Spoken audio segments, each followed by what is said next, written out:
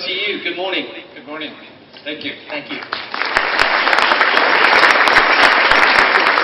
So all the panelists can come up, please. Jeffrey, if you could just sit there. Stella, if you could sit next to Jeffrey. And Stanley, if you could sit here. Okay. Very good. And Emil, if you could sit there. Very good. Thank you. Thank you very much and welcome everybody to this very interesting topic. I'm happy to report today that we have a stellar panel here.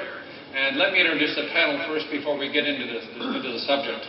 On my far left, I'd like to introduce Mr. Stanley Lau. Stanley is the Managing Director of Henley Watch Group, which was founded in 1983. And he has operations in Switzerland, in Hong Kong, as well as in China. They actually have been very successful not only in marketing watches in Switzerland, but also watches manufactured in Hong Kong. Stanley also has a retail organization, retail chain of watches called Global Timepieces. So if you'd like to upgrade your watch, come and see Stanley. Next on my near right is the eminently respected Mr. MOU. MOU is the General Manager and Executive Director of Keystone Electric and Wire and Cable Company. Keystone Electric Wire and Cable Company manufactures in Dongguan. They have projects around Asia, and they were actually very involved in many of the infrastructure projects that you see in Hong Kong. So I'd like to welcome Mr. MOU. On my near right, I'd like to introduce the highly experienced Stella Li. Stella is the Human Resources Director of Greater China and Southeast Asia of the Hager Group. Hager Group is a leading supplier of solutions and services for electrical installations in residential, commercial, and industrial buildings. So Stella also is very experienced, having worked with many companies in the Pearl River Delta. And finally, I'd like to introduce the esteemed Mr. Jeffrey Prato. Jeffrey is the Director of Communications of the China Labor Bulletin, which is a Hong Kong-based organization that promotes and defends the rights of workers in China. So over the years, he's written many articles and has often been quoted in many publications such as the Wall Street Journal, Financial Times, and New York Times. And then I'll just introduce myself quickly. I'm the founder of Focus One, which is a company which builds high-performance teams. So we take teams from dysfunctionality to functionality. We believe that most of the problems are caused by people, and we help not only in the individual level, but at the team level. So welcome, team members. So let's get started with the panel topic. This is a very interesting topic because it really is all about what's happening in China now, and it's happening very, very rapidly, more rapidly than many of us would like. It's all about the changes in the workforce and the labor force. We know that the population is aging. The worker population in China is aging. And this is the single-child policy generation. Not only is it aging, but the newer, younger workers also are the internet generation and the social media generation. So they have access to all sorts of information, and therefore they're quite willing to go on strike, supported by the media. Furthermore, this generation is no longer motivated by just money and promotion. They also believe that tangible areas such as good housing, such as being treated well in the workplace, such as having a good environment in the workplace, and also the intangibles, such as do I enjoy what I'm doing, is very important. And so you have a new issue here about motivation. How do you motivate these people?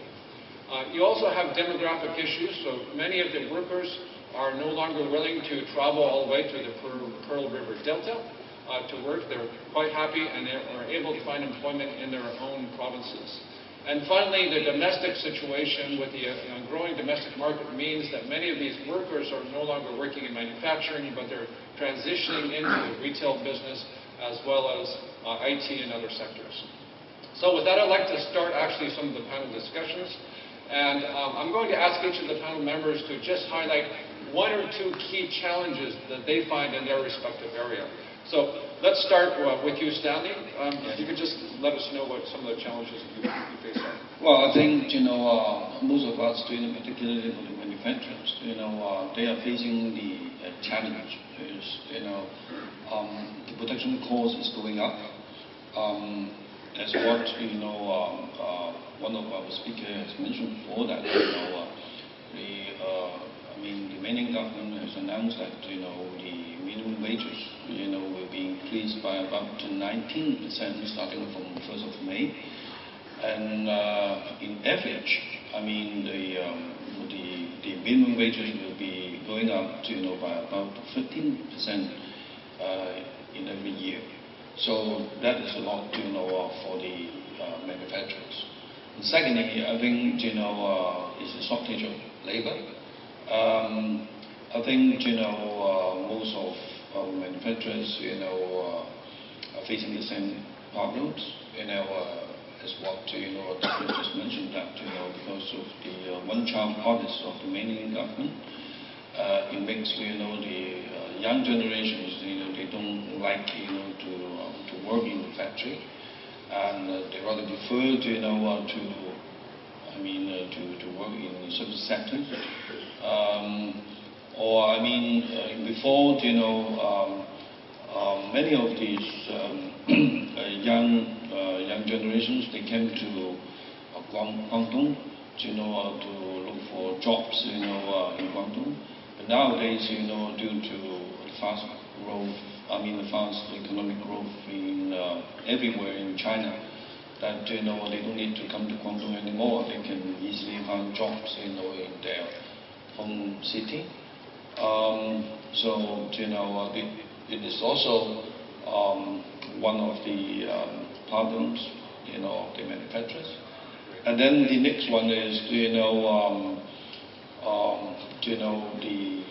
let's say, the environmental issues, the environmental regulations, have been tightened up. If you want to keep, your factory, in the same location, that, you need to upgrade, all the facilities of, the environmental equipment. I think, all these issues, are most of the... Thank you very much, Stanley. Those are very, very interesting issues. So let's move over to you, Emma. What are some of the challenges? I think as Douglas mentioned, and the speaker before us, Keith and Stanley, was saying, the urbanizations in China, and also China programs going west, it's very hard to retain the talents in-house, and also attract the new youngsters coming into the business. And secondly is the sustainabilities. With all the cost increase and the material prices keep increasing, customers as always try to drive the price down. Cost reduction is always the key. So that part is also another part of the challenge that the manufacturer has to face in China. Very good. Thank you very much, Emma. So Stella, let's move over to you. Okay, I know here most of the audience comes from sourcing, but I'm from HR, so I'm dealing almost every day the people issue. So actually I'm facing a lot of challenges, just now colleague mentioned.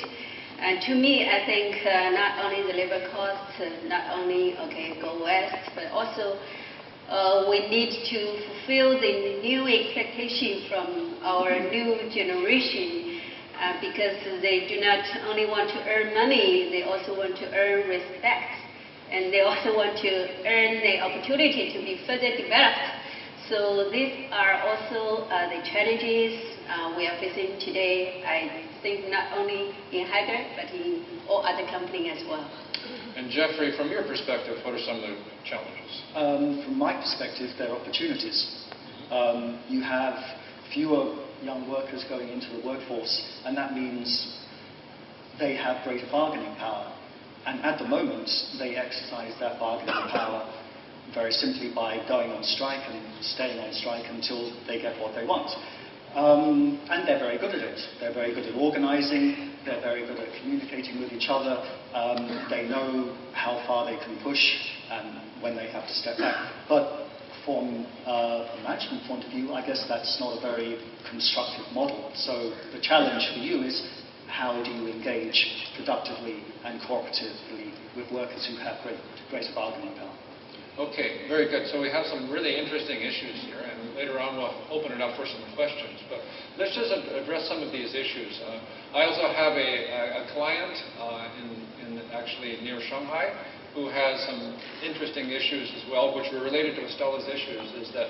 Is that these young workers actually they're not interested in careers. They're not interested so much in promotion, but they want to have good motivating factors. And what are those motivating factors? So here's the first question. I'm going to ask Stella this question. How do you motivate young workers in today's environment in China? And when we say young workers, these are workers, anywhere from, let's say, 20 to 25. Yes, okay. To motivate them, I think first of all you should understand them, especially for new generation. Just to understand them is already be a challenge. We always have different languages. I'm not saying not Mandarin. I'm saying maybe some new language even from the internet. So understand them. This is important. So we go through some kind of communication, different kind of communication, and the most, I should say, effective way is we do have every year the appealing survey or satisfaction survey to try to really know what the people thinking about, and those are really big participation rate. And with that, we make the analysis to understand what they really need, what's really important to them. And then we try to make some action plan and communicate with them.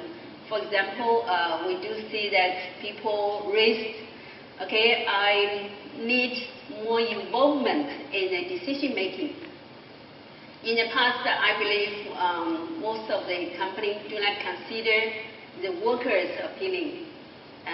So now it's really different. They want to get involved.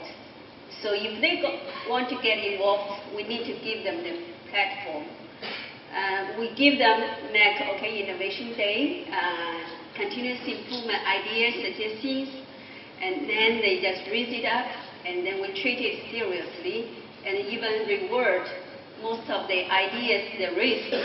Then they feel that they are respected. Right. Yeah. Okay, so involvement is definitely one area. What's some of the other areas that are important to motivate the workers beyond money and promotion?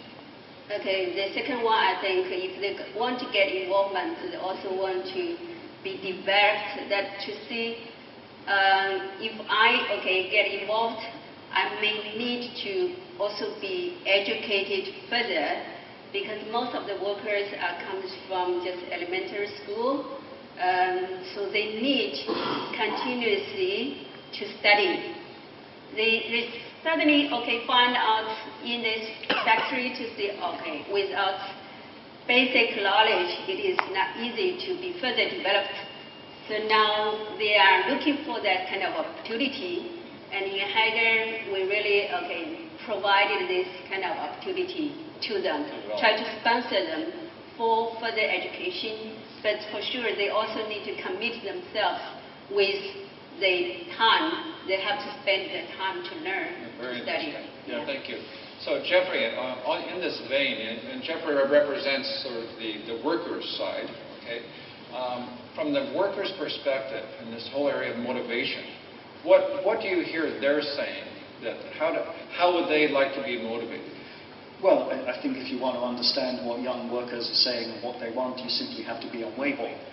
I mean, it's all there every day.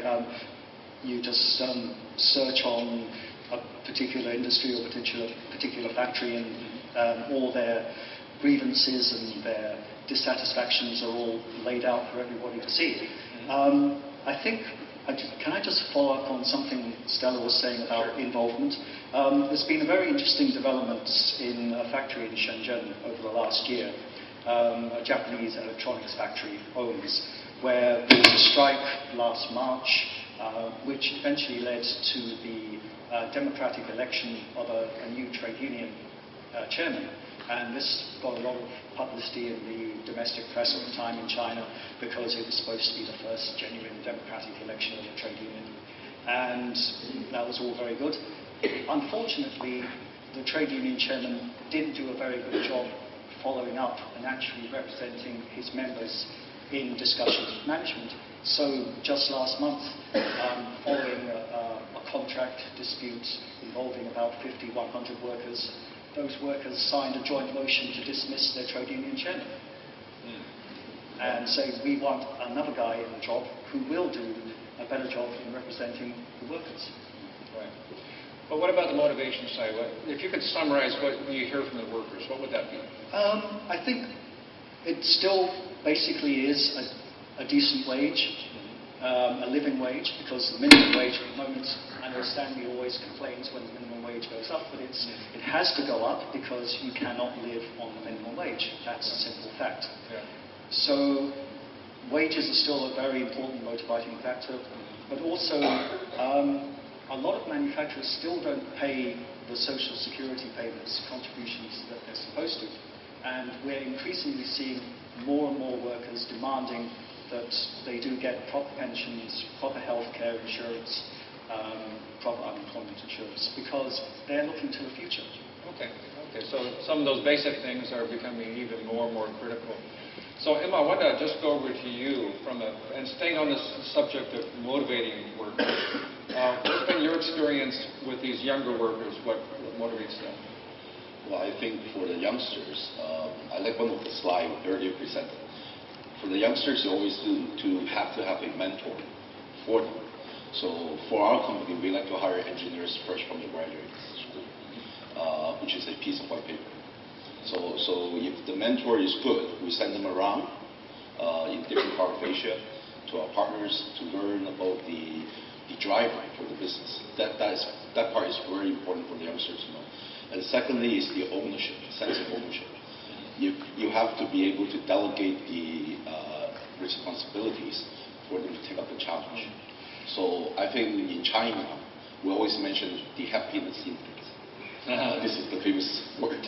So in order for them to be happy, I think wages is one thing. They need to realize where the career path is. And they have a sense of directions going and what the deliverable the company expects them to do. So I think with that part is clear. I mean, they will have their own driver, and because you also want to install the pride in our products because we are associated with the electrical products. So the product's quality means life and death of the client. So basically, for us, it's critical. We need to have everybody on the same page. The whole company is on the same boat. We all going in one direction. So we can't afford people going different directions. Very interesting. And so some of these motivating factors are actually similar to what we find anywhere in the world, and they're becoming much more important at the worker level in China. Stanley, I want to ask you now. You're involved in precision manufacturing, so there's a lot of skill involved with your workers. On the motivation side, how do you motivate your workers to continue to do these very tedious jobs and stay with you? Well, I think first of all, we need to guarantee to our workers that the minimum income that they can get, of course. And then secondly, we have to take care not only their working environment, but also their leisure life. I mean, after working time, you have to organize some events for those workers. And such as you have to bring them for picnic, maybe some in the evening time, the supervisor or the management, one of the member of the management will have dinner with them, and then there may be sometimes you have to invite, their family members, to visit them, from time to time. I mean, you have to take care not only, doing for their work, but also, after working time. Yeah, so it's just work and non-work, essentially. Non-work, Yeah, it's very interesting. Well, this is an area we've talked about a long time. I'd like to switch into another area, and this is the fact that it's getting more difficult to get workers to migrate across provinces to, for example, Pearl River Delta or other places. So how do you mitigate this issue? How do you attract workers? I want to stay with you, Stanley. Yes. Before, we have tried to work together with, the PRD governments, whether, they could attract, workers, outside Guangdong. It used to be, working in that way, but in the last 2-3 years, that is very difficult. Right now, we are trying to, first of all, raise up the standard of the salary, wages. And secondly, we have to give them, the incentive programs, such as, if they can stay with us, for more than 3 years, they can get, certain amount of bonus. And also, I mean, if they are able, to complete, certain period of time, in working in our factory, we can give them, travel, package, to, let's say to Hong Kong or to Taiwan, for sightseeing, something like this. And also, I mean, if they can introduce, one of their friends or members of the family to also, join us, then maybe they can get a certain, Great. bonus. Something like that. Which brings up a related topic is how do you find workers? And Emil, what's your experience been in, finding workers given this environment? Well, what we do, we have sort of like 2-tier systems. For the engineers, we actually go up to the north, working with different universities, and then we hire them as there is a sign-on bonus to pay off their student loans and things like that with a certain period. And then the other thing is that at the southern part, what we are actually doing is the only way you can attract them from the next door neighbor is by increasing the wage, unfortunately. Mm-hmm. And the other thing is through the workers by the works involved. We try to attract new people coming in. But one of the fortunate part for Keyswim is basically we are working with a partner that have 56 operations in the world. So what we are doing is we are swapping. So basically we have a China factory in the north and China a factory in the south. So maybe we send them 2 and they send us 4, working for 6 months. Okay. So people are sharing the different experience. It's also an eye-opening for the youngsters. That way to attract them. If they're really good, we send them out to China. Oh, very interesting. Yeah. So on this subject of attracting workers, Stella, Jeffrey, do you have anything to add? Okay, in Hager, I should say, we have to consider to change a little bit our hiring strategy. In the past, maybe because our main production, is for assembly, so our production manager really like young women, young girls, I should say, and they are more quick, more flexible, but nowadays it is the fact we have to face to that. Not so many young girls wanted to be there, or not so many young girls anymore in China market. So we have to consider some male as well to be hired, and not only young girls, some already be a mom at home. If they want to work, we also try to consider them. And on the other hand, not only the immigrated people from other provinces, we also try to find the local resources and try to attract them from local. Anyway, we are based in one city, even not big, but there are some labor force. We can attract them. So these are also the solution for trying to get more laborers. But on the other hand, for sure, we need to have our attraction internally, which is to say that we have the reputation of a good employer.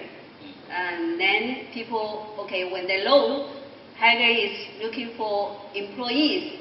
They will just come immediately. So we have this attraction there. Okay. Before I open it up for questions, I want to ask a question about workers' rights and how you can not be afraid and engage a worker, because strikes and workers' rights are becoming more important. So, Jeffrey, could you comment on this topic? Well, I think what we've seen over the last couple of years is that workers are certainly willing to go out on strike, but they're also willing to negotiate. They're very happy in many cases to get together and elect their own representatives who will then go and talk to management. And they will very often have a very detailed list of grievances. We want A, B, C, D, E. And they're willing to sit down and discuss, you give us A, B, C, we'll wait on D and E at a later date. So I think there is a willingness of workers to negotiate about pay and working conditions. What we haven't seen is the same willingness on the part of management to engage constructively. So that's the next step. So it's a willingness for management actually to engage. Because I think for the last 30 years, managers it's just been one way. One way, yeah, that's right. Okay, I'd like to open it up to the audience now for some questions. Anybody have questions for our esteemed panel here? It's back there, this gentleman. If you could say your name and company. Yes, hello, my name is Max Kleisschütte in Grover East. This is a question to any of you who feels to have the right answer.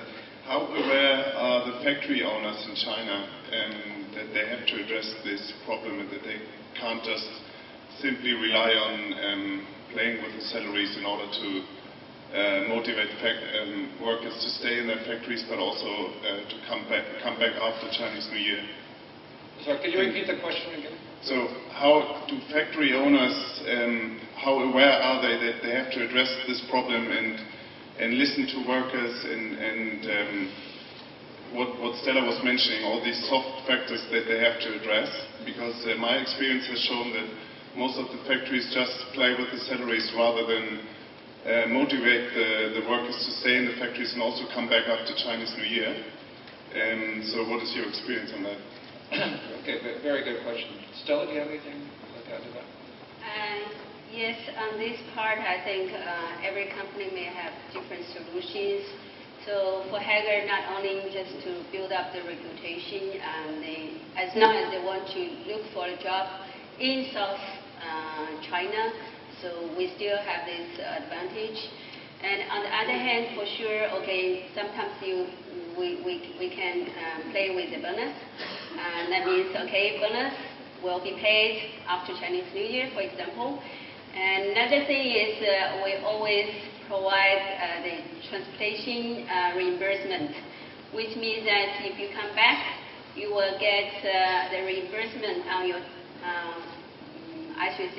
two ways tickets.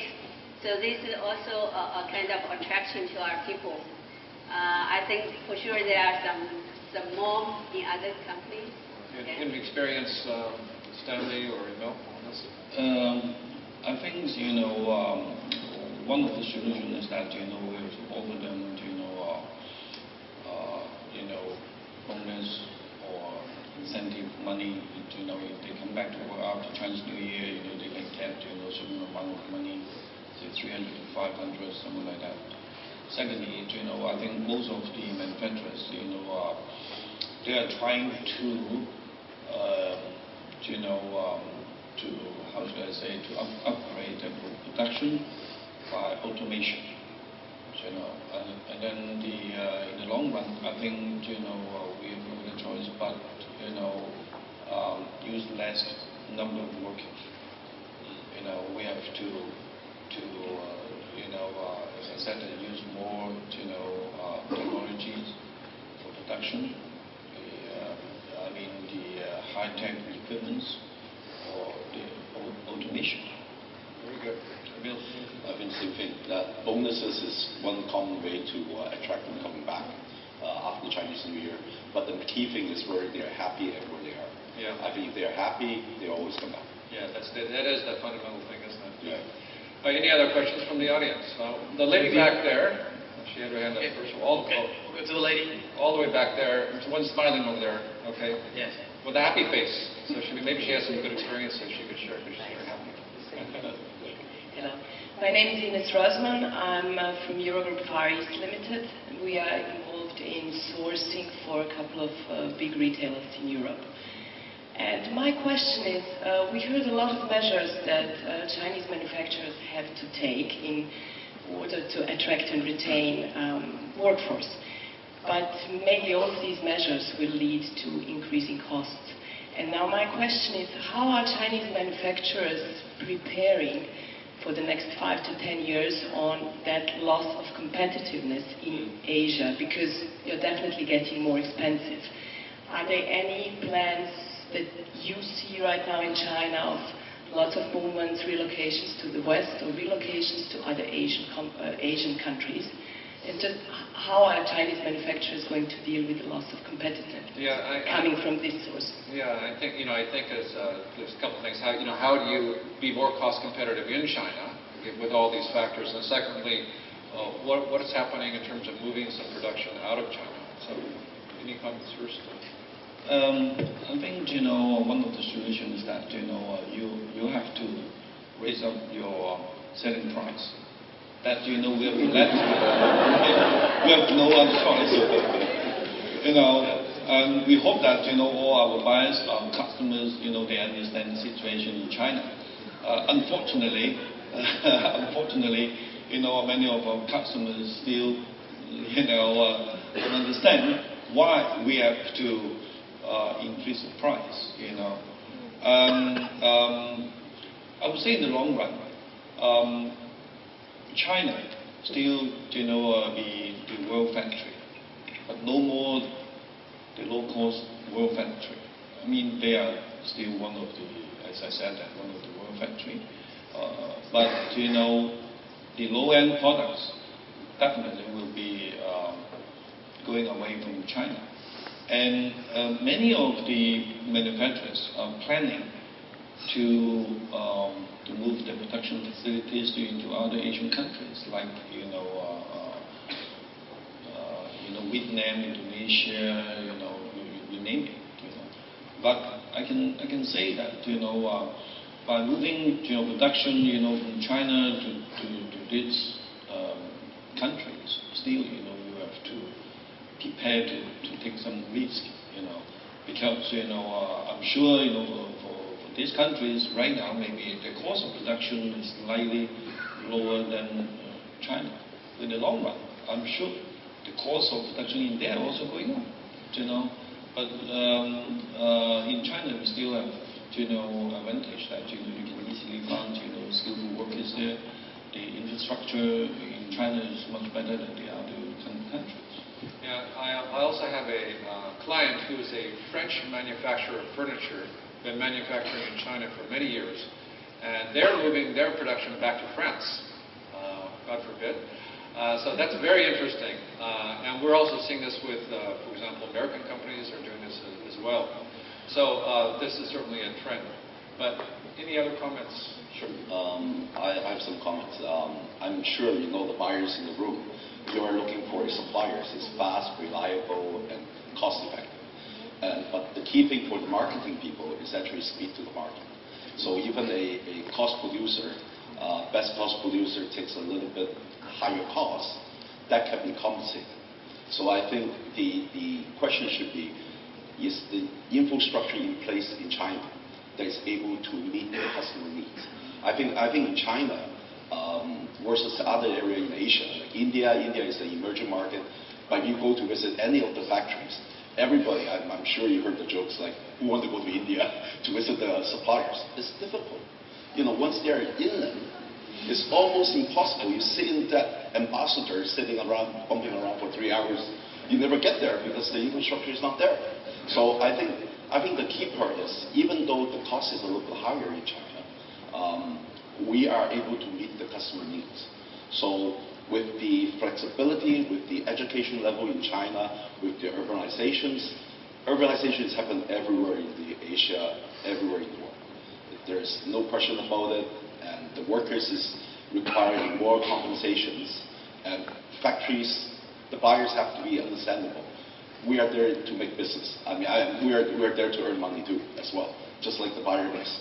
So I think it's a two-way street. We need to be, as a supplier, we need to be fast and responsive. But the service ought to be compensated for certain values. I think that part is a two-way street. Great. Okay. Next Douglas, question. we have another question here. Yeah. Hi, my name is Celine. I'm working for a Norwegian company. I'm doing sourcing for baby products. In the last 2 years, our company has decided to go more into social checking at our suppliers. So we are doing now social audits.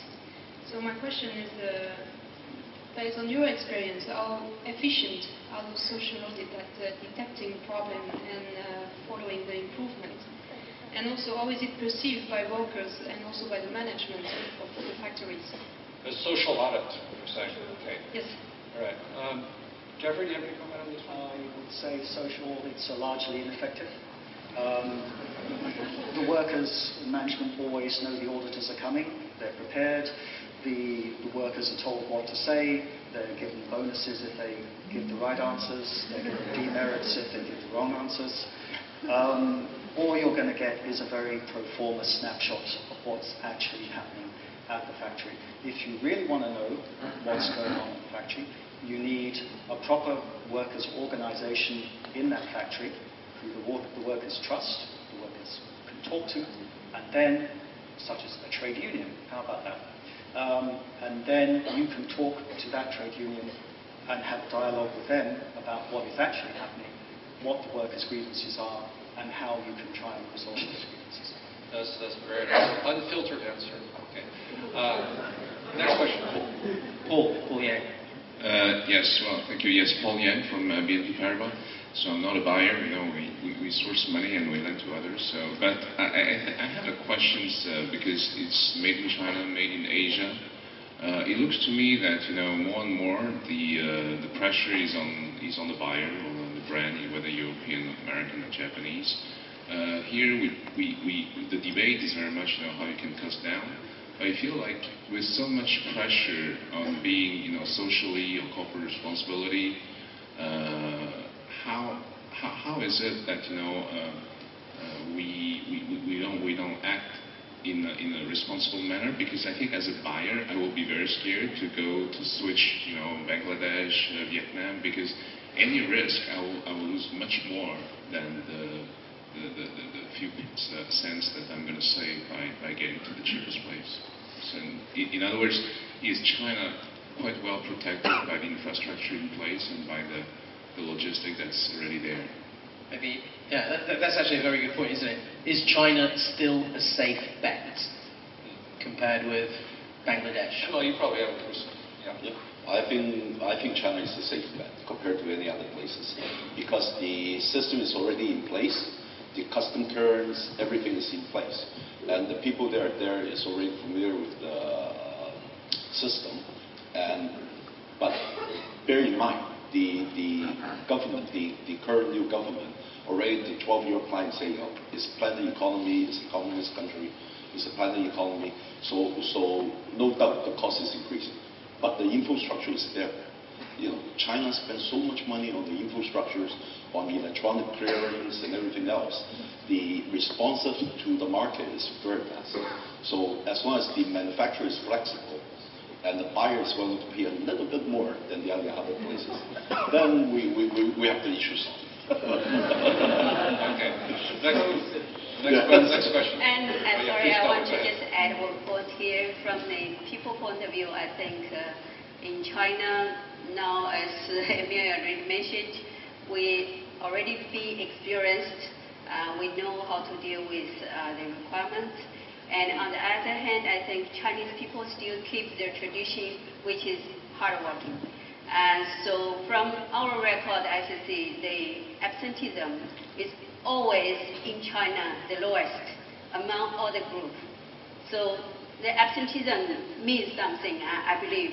So Chinese still keep hardworking spirit. So you have a very strong defense of China. Well, I think just one reason why absenteeism is so low is because workers get fined if they take a day off. Okay. Oh, that's the other Maybe some companies do it that way. Okay, next question. One major actor in the game is the management. They are between the workers and the company owners, and even more exposed are the middle management.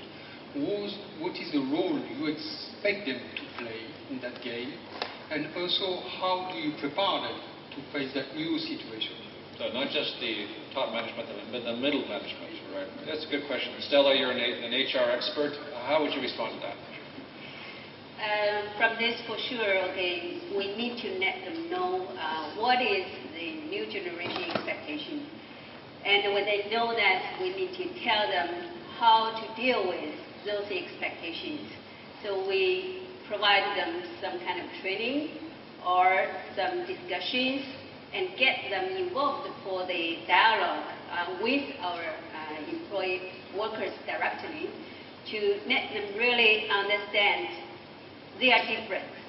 They are no more, okay, the old generation, they are no more just working as a machine.